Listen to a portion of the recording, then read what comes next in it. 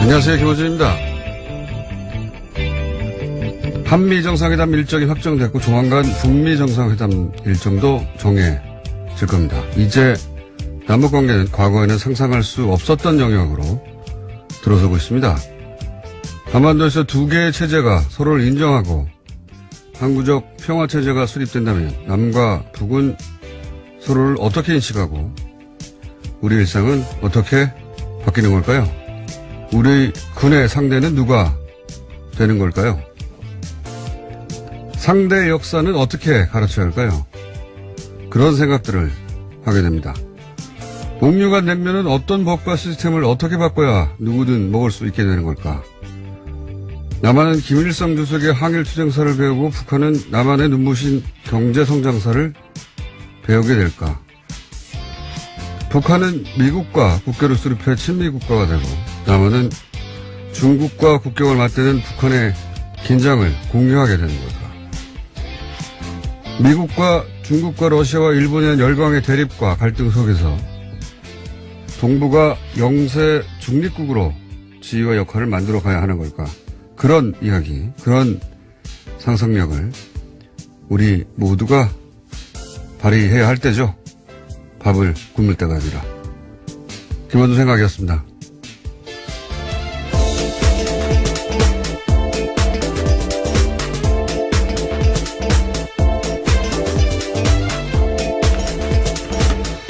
시사인의 김은지입니다.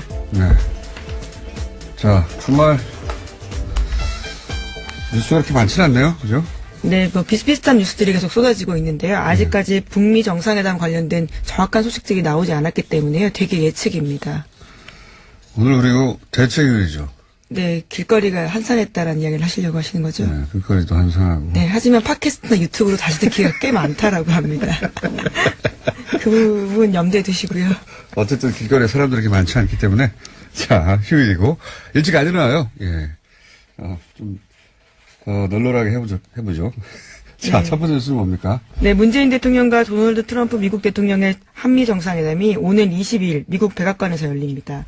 이동 시간을 포함해서 1박 3일 일정인데요. 청와대는 두 정상이 성공적인 북미 정상회담을 준비하기 위해서 그런 방안을 중점적으로 논의하겠다라고 밝혔는데요.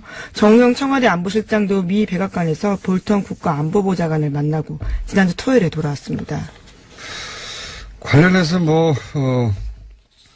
날짜 장소가 안 정해지고 장소가 또 판문점이 아닐 수도 있다 이런 얘기도 나오고 그리고 북한에서도 이렇게 계속 압박하면은 원점으로 되돌아갈 수도 있다 이런 얘기도 나오고 있습니다. 네, 주말 동안에 이례적으로 조선중앙통신의 외무성 대변인 인터뷰를 북한이 내보냈는데요. 네. 미국이 우리에 대한 압박과 군사적 위협을 계속 추구한다면 문제 해결에 도움이 되지 않을 것이다라는 내용입니다.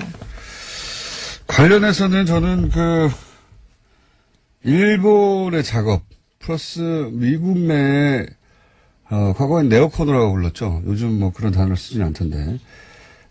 미국 내에 이제 강경 보수파들. 네, 부시 정부 때 한참 쓰던 표현이고요.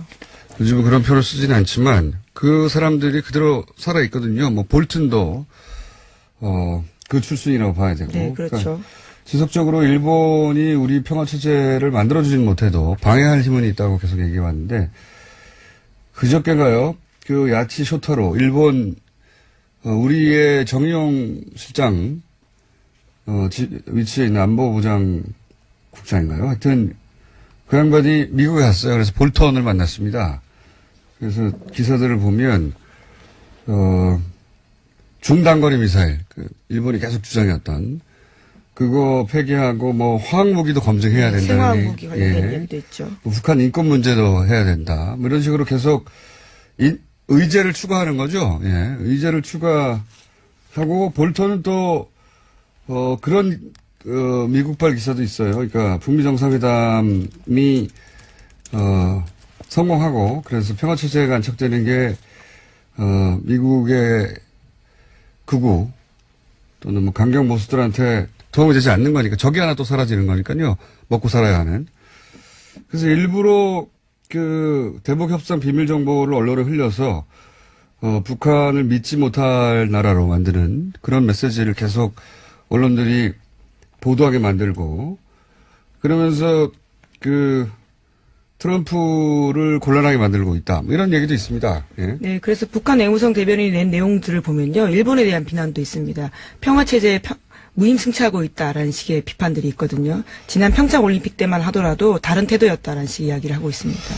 그러니까 지금 뭐 그게 전부는 아니겠지만 지금 북한이 이렇게 짜증을 내고 예, 외무성 대변인 이야기는 아니고 다른 논평인데요. 노동신문 논평이라고 합니다. 그러니까 제 말은 이제 북한이 이렇게 짜증을 내는 것은 또 뭐 막판에 원래 이제 큰 협상 막판에는 항상 세부 조율에 들어가서 이렇게 긴장이 만들어지기도 하지만 여하간 일본이 뒤에 있는 게 아니냐. 그리고 미국의 강경 보수가 막판에 이런 자범들을 만들어내는 행위를 하고 있는 거 아니냐. 뒤에서 그렇다고 해도 이제 트럼프 대통령의 욕망을 꺾을 수는 없다고 보지만 문재인 대통령이 이제 방미하면 이런 문제에 대해서 정리가 돼야 되지 않을까.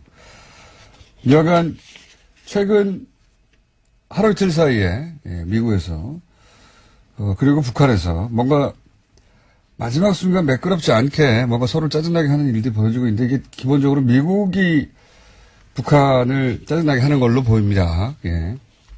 말하자면 협정을 맺으려고 하는 건데 항복을 받아내려고 하는 태도 뭐 이렇게 읽히는 거죠. 네, 생화학 무기까지 나오게 되면요. 사실은 쉽지 않은 상황이거든요.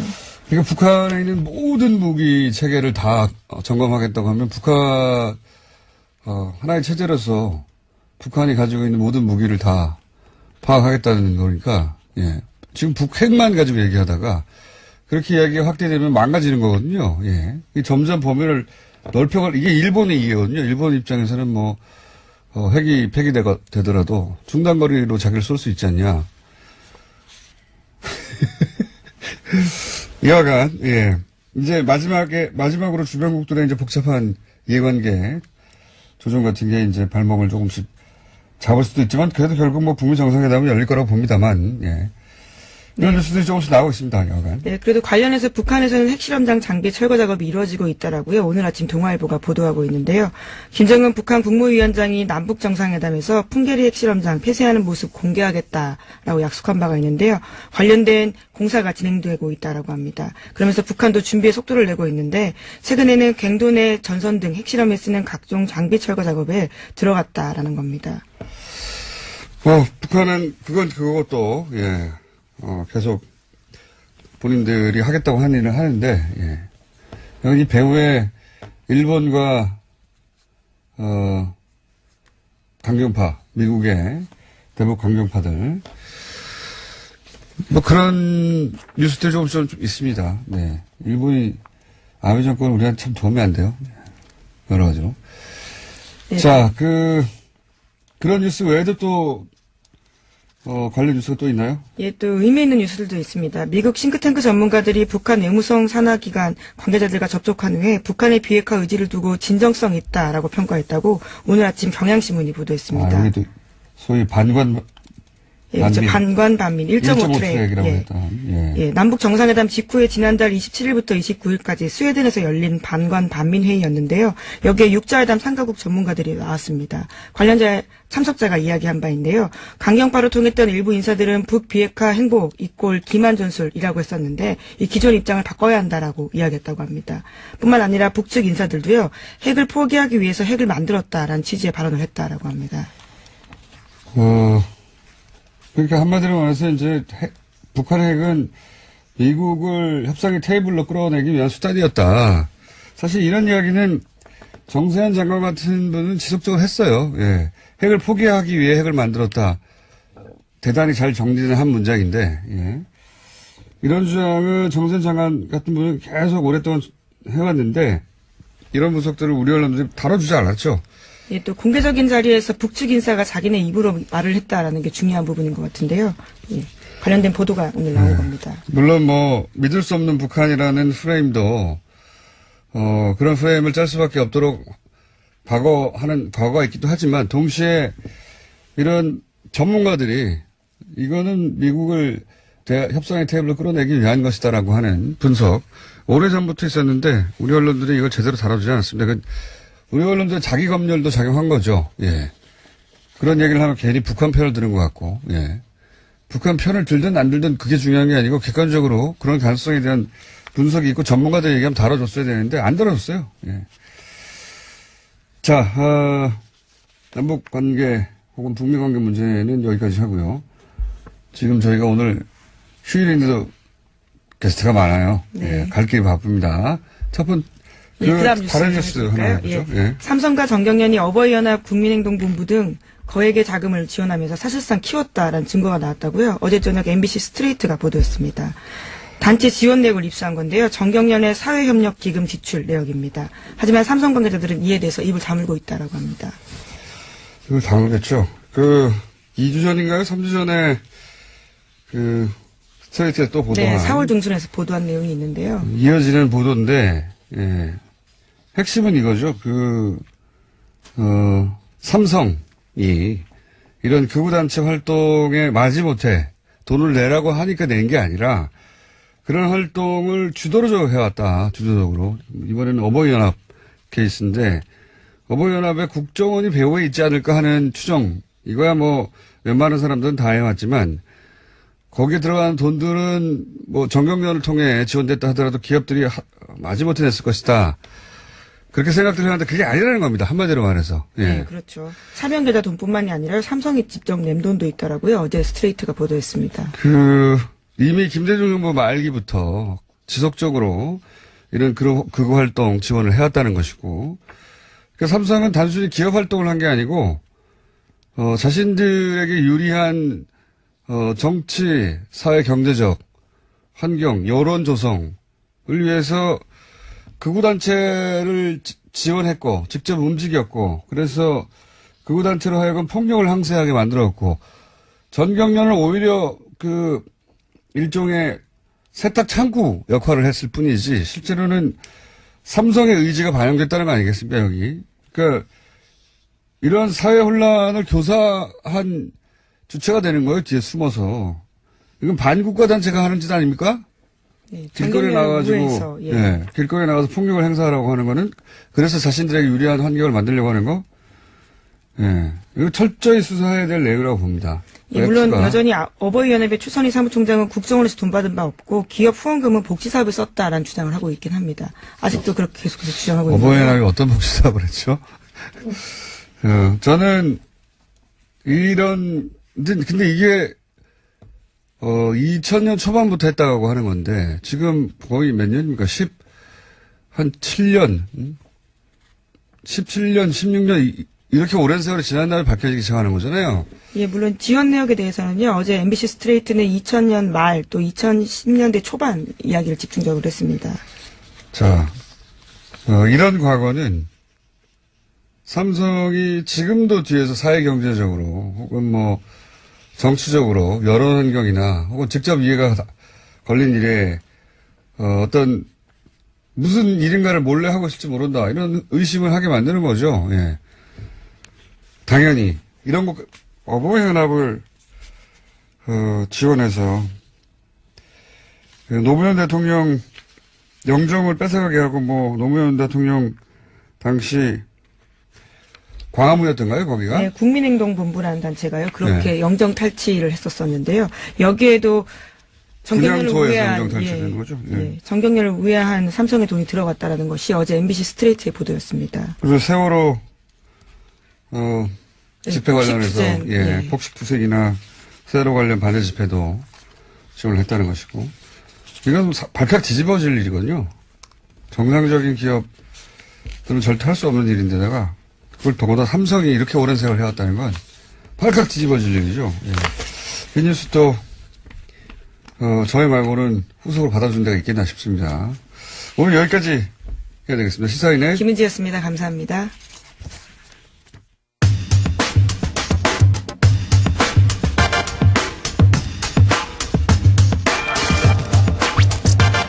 YTN 최남 수사장이 결국 사임했습니다. 네. 세 달가의 파업을 이끌어온 전국 언론 노동조합 YTN 지부의 박진수 지부장님 나오셨습니다. 안녕하십니까? 네, 안녕하십니까? 예. 휴일인데 나오셔서 감사하고요. 예, 휴일입니다. 우선 어떻게 하다가 이 신임 투표 투표까지 가게 됐는지, 그리고 신임 투표의 결과는 어떻게 됐는지 얘기해 주십시오. 신입 투표까지 가게 된 건 뭐 간단히 얘기하면 그 3자 김한균 언론노조 위원장 최남수 씨가 했던 합의 내용이 있었는데 합의 파기를 했고 결국 이 사람이 보도국 독립이나 앞으로 YTN의 적폐청산의 의지가 없다라는 것이고 더 큰 건지 신뢰가 깨진 것이죠. 네. 그래서 그런데 이제 끝까지 되지 않았다고 그러다가 제가 궁금한 건 이런 신임 투표를 가게 된 건 어떻게 가게 된 거죠?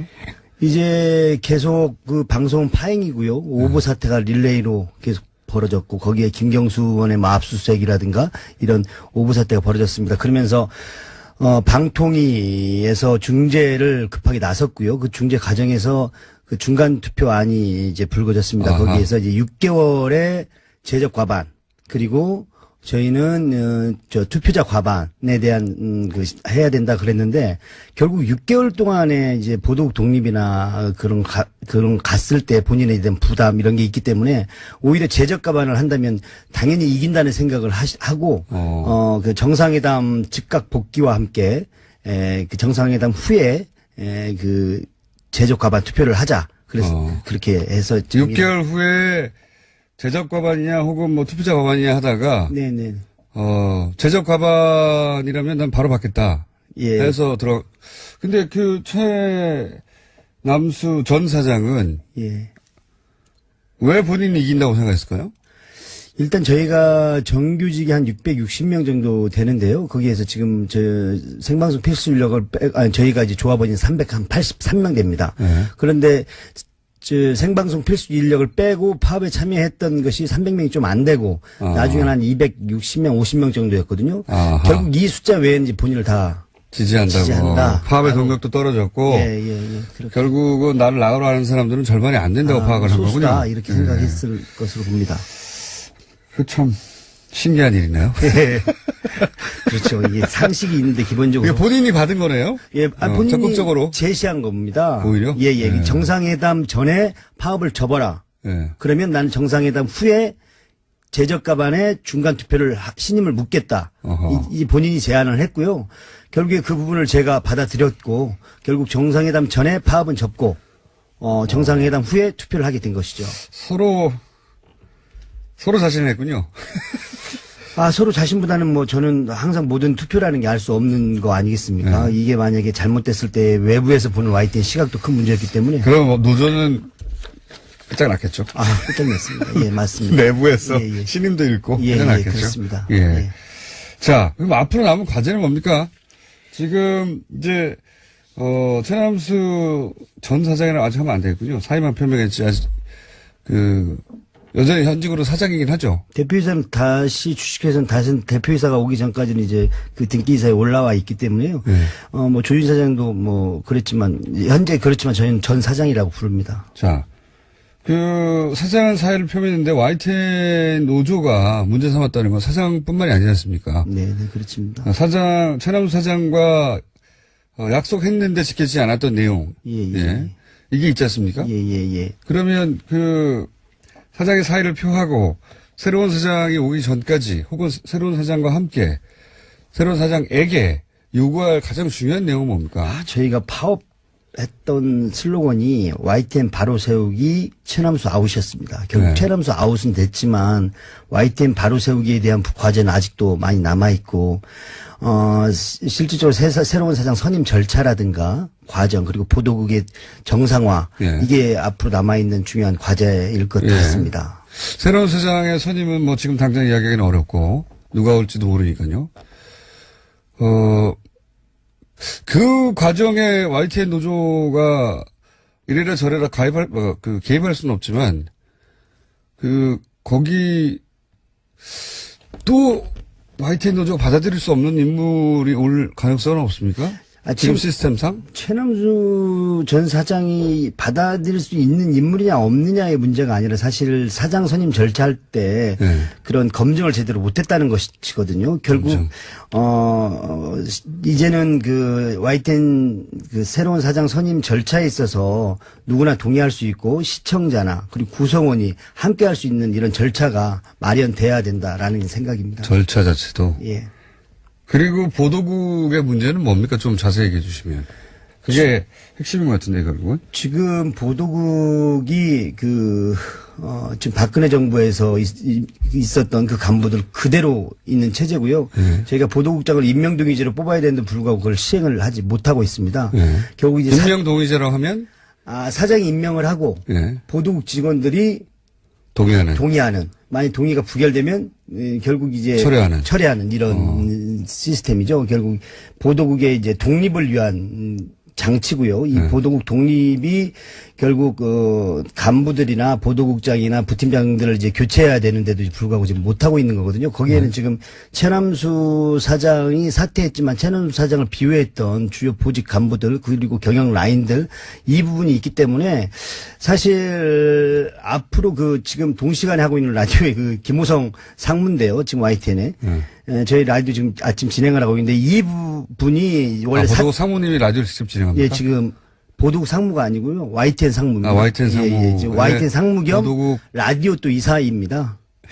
그 사람이 지금 아침 진행을 하고 있고. 독특한 상황이네요. 예, 이분이 지금 결국 사퇴하기로 돼 있었고 합의 내용에도 있었거든요. 그래서 사실 김호성 상무의 거치가 조직이 빨리 결정이 나야 보도국 정상화도 한 발 나갈 수 있을 것이다라는 생각입니다. 보도국 전체는 몇 명이고 보도국 그렇게 지금 생각하실 때 문제가 된다고 생각하는 간부는 몇 명이나 되는 겁니까? 규모가 대략? 규모가 지금 정확히 제가 수는 안 세어봤는데요. 한 200여 명 정도 지금 보도국 직원들은 된다고 보고요. 간부로 보면 거기에 15%, 10% 뭐 이 정도라고 봅니다. 간부도 많군요. 15%면. 예, 20, 30명 정도 된다는 말씀이시네요. 그게 맞습니다. 예. 근데 그런 간부진의 교체 없이는 예전과 같은 YTN이 그대로 유지되는 것이다. 예, 맞습니다. 예. 그런 문제의식인 거죠. 알겠습니다. 나오신 김에 저희가 YTN 문제는 계속 관심을 가지고 알고 있습니다. 예. 계속 모셨는데 앞으로 이 끝이 아니네요. 그죠? 예, 사실 이제 더 끝이 아니고요. 앞으로 내부는 사실 이제 사장 선임 전까지 일제 이후에 떠난 이념적 사상적 대립이 있었던 시기처럼 굉장히 후폭풍이 사실 있을 것으로 봅니다. 그렇겠죠. 내부에서 이제 비율을 확인한 거 아닙니까? 예, 확인했죠.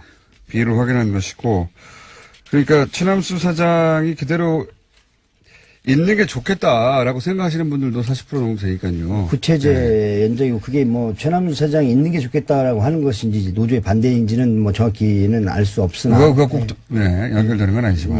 그렇습니다. 이와간 내부적으로도 여러 문제가 남아있고 YTN 문제는 아직 해결된 게 아니다. 아직 해결된 게 아니고요. 진행형이고 이제 사장 선임 절차라든가 보도국 독립이라든가 이런 게 빨리 안정화 찾아야 비로소 YTN 상황은 정상화된다. 알겠습니다. 중간 어디까지 왔는지 저희가 파악했고요. 그리고 사장 선임 문제가 또 본격적으로 진행이 되면 그때 한번 또 모시겠습니다. 감사합니다.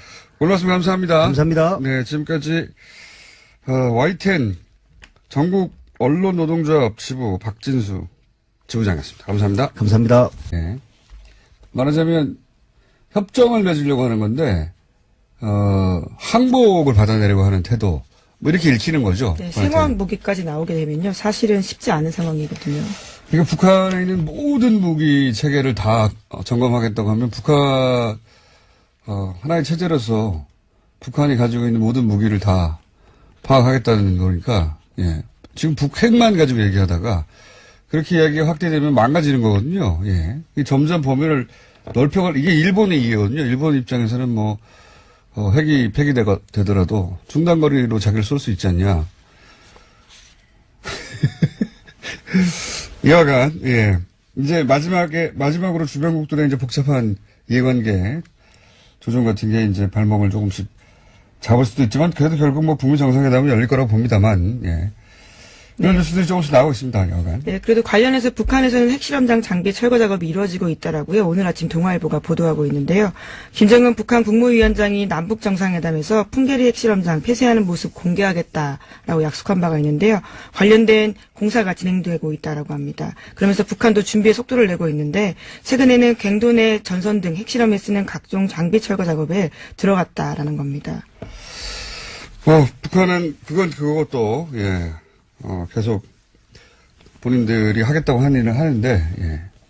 여기 배후에 일본과, 강경파, 미국의 대북 강경파들, 뭐 그런 뉴스들이 좀 있습니다. 네. 일본이 아베 정권 우리한테 참 도움이 안 돼요. 여러 가지로.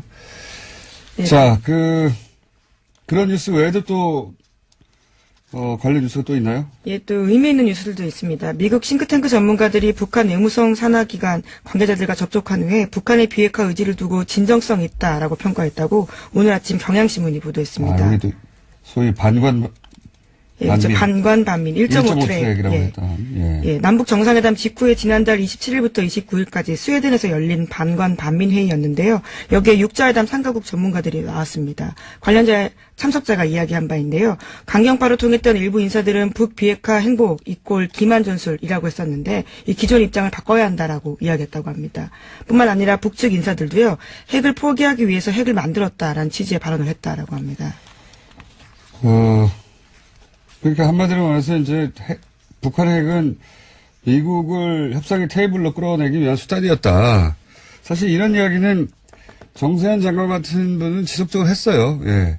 핵을 포기하기 위해 핵을 만들었다. 대단히 잘 정리는 한 문장인데, 예. 이런 주장을 정세현 장관 같은 분은 계속 오랫동안 해왔는데, 이런 분석들을 우리 언론들이 다뤄주지 않았죠. 예, 또 공개적인 자리에서 북측 인사가 자기네 입으로 말을 했다라는 게 중요한 부분인 것 같은데요. 예, 관련된 보도가 오늘 나온 겁니다. 물론 뭐 믿을 수 없는 북한이라는 프레임도 그런 프레임을 짤 수밖에 없도록 과거가 있기도 하지만 동시에 이런 전문가들이 이거는 미국을 협상의 테이블로 끌어내기 위한 것이다라고 하는 분석 오래전부터 있었는데 우리 언론들이 이걸 제대로 다뤄주지 않았습니다. 우리 언론들 자기 검열도 작용한 거죠. 예. 그런 얘기를 하면 괜히 북한 편을 드는 것 같고, 예. 북한 편을 들든 안 들든 그게 중요한 게 아니고 객관적으로 그런 가능성에 대한 분석이 있고 전문가들 얘기하면 다뤄줬어야 되는데 안 다뤄줬어요. 예. 자, 남북 관계 혹은 북미 관계 문제는 여기까지 하고요. 지금 저희가 오늘 휴일인데도 게스트가 많아요. 네. 예. 갈 길이 바쁩니다. 첫 번째. 그다음 다른 뉴스 하나 해보죠. 예. 예. 삼성과 정경련이 어버이연합 국민행동본부 등 거액의 자금을 지원하면서 사실상 키웠다라는 증거가 나왔다고요. 어제 저녁 MBC 스트레이트가 보도했습니다. 단체 지원 내역을 입수한 건데요. 정경련의 사회협 그 부분 염두에 두시고요. 어쨌든 길거리에 사람들이 그렇게 많지 않기 때문에 자 휴일이고 일찍 안 일어나요. 예. 좀 널널하게 해보죠. 자, 네. 첫 번째 뉴스는 뭡니까? 네, 문재인 대통령과 도널드 트럼프 미국 대통령의 한미 정상회담이 오는 22일 미국 백악관에서 열립니다. 이동 시간을 포함해서 1박 3일 일정인데요. 청와대는 두 정상이 성공적인 북미 정상회담을 준비하기 위해서 그런 방안을 중점적으로 논의하겠다라고 밝혔는데요. 정우영 청와대 안보실장도 미 백악관에서 볼턴 국가안보보좌관을 만나고 지난주 토요일에 돌아왔습니다. 관련해서 날짜 장소가 안 정해지고 장소가 또 판문점이 아닐 수도 있다 이런 얘기도 나오고 그리고 북한에서도 이렇게 계속 압박하면은 원점으로 되돌아갈 수도 있다 이런 얘기도 나오고 있습니다. 네, 주말 동안에 이례적으로 조선중앙통신의 외무성 대변인 인터뷰를 북한이 내보냈는데요. 네. 미국이 우리에 대한 압박과 군사적 위협을 계속 추구한다면 문제 해결에 도움이 되지 않을 것이다라는 내용입니다. 관련해서는 저는 일본의 작업 플러스 미국 내에 과거엔 네오콘이라고 불렀죠. 요즘 그런 단어를 쓰지는 않던데 미국 내에 이제 강경 보수파들. 네, 부시 정부 때 한참 쓰던 표현이고요. 요즘은 그런 표현을 쓰지는 않지만 그 사람들이 그대로 살아 있거든요. 볼튼도 그 출신이라고 봐야 되고. 네, 그렇죠. 그러니까 지속적으로 일본이 우리 평화 체제를 만들어주진 못해도 방해할 힘은 있다고 계속 얘기해 왔는데. 그저께가요, 그 야치 쇼타로, 일본, 우리의 정의용 실장, 위치에 있는 안보부장 국장인가요? 하여튼, 그 양반이 미국에 갔어요. 그래서 볼턴을 만났습니다. 그래서 기사들을 보면, 중단거리 미사일, 일본이 계속 주장했던, 그거 폐기하고 뭐 화학무기도 검증해야 된다는 생화학무기 관련된 얘기도 있죠. 북한 인권 문제도 해야 된다. 뭐 이런 식으로 계속 의제를 추가하는 거죠. 예. 의제를 추가하고 볼턴은 또 그런 미국발 기사도 있어요. 그러니까 북미 정상회담이 성공하고 그래서 평화 체제가 안착되는 게 미국의 극우 또는 뭐 강경 보수들한테 도움이 되지 않는 거니까 적이 하나 또 사라지는 거니까요. 먹고 살아야 하는. 그래서 일부러 그 대북 협상 비밀 정보를 언론에 흘려서 북한을 믿지 못할 나라로 만드는 그런 메시지를 계속 언론들이 보도하게 만들고 그러면서 그 트럼프를 곤란하게 만들고 있다. 뭐 이런 얘기도 있습니다. 예. 네, 그래서 북한 외무성 대변인이 낸 내용들을 보면요. 일본에 대한 비난도 있습니다. 평화체제에 무임승차하고 있다라는 식의 비판들이 있거든요. 지난 평창 올림픽 때만 하더라도 다른 태도였다라는 식의 이야기를 하고 있습니다. 그러니까 지금 뭐 그게 전부는 아니겠지만 지금 북한이 이렇게 짜증을 내고 예, 외무성 대변인 이야기는 아니고 다른 논평인데요. 노동신문 논평이라고 합니다. 그러니까 제 말은 이제 북한이 이렇게 짜증을 내는 것은 또 뭐 막판에 원래 이제 큰 협상 막판에는 항상 세부 조율에 들어가서 이렇게 긴장이 만들어지기도 하지만 여하간 일본이 뒤에 있는 게 아니냐. 그리고 미국의 강경 보수가 막판에 이런 자본들을 만들어내는 행위를 하고 있는 거 아니냐. 뒤에서 그렇다고 해도 이제 트럼프 대통령의 욕망을 꺾을 수는 없다고 보지만 문재인 대통령이 이제 그 방미하면 이런 문제에 대해서 정리가 돼야 되지 않을까.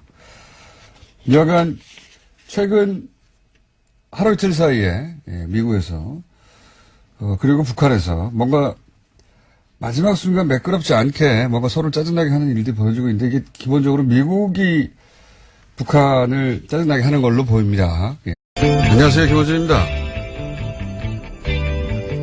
한미 정상회담 일정이 확정됐고 조만간 북미 정상회담 일정도 정해질 겁니다. 이제 남북관계는 과거에는 상상할 수 없었던 영역으로 들어서고 있습니다.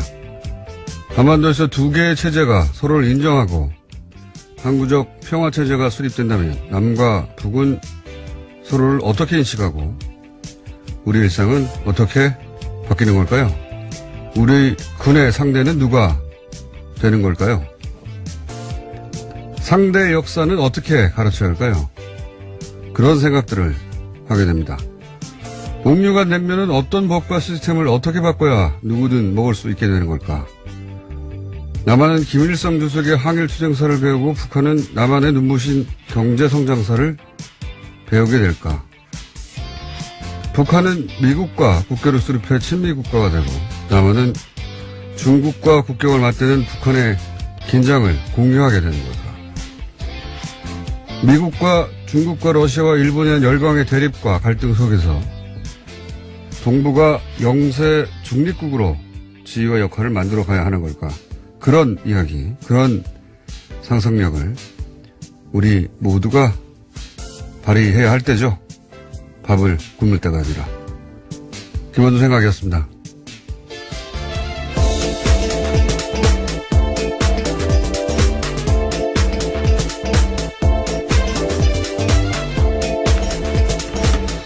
시사인의 김은지입니다. 네. 자, 주말 뉴스가 그렇게 많지는 않네요. 그죠? 네, 뭐 비슷비슷한 뉴스들이 계속 쏟아지고 있는데요. 아직까지 북미 정상회담 관련된 정확한 소식들이 나오지 않았기 때문에요. 되게 예측입니다. 오늘 그리고 대체휴일이죠. 네, 길거리가 한산했다라는 이야기를 하시려고 하시는 거죠? 네, 길거리도 한산하고. 네, 하지만 팟캐스트나 유튜브로 다시 듣기가 꽤 많다라고 합니다.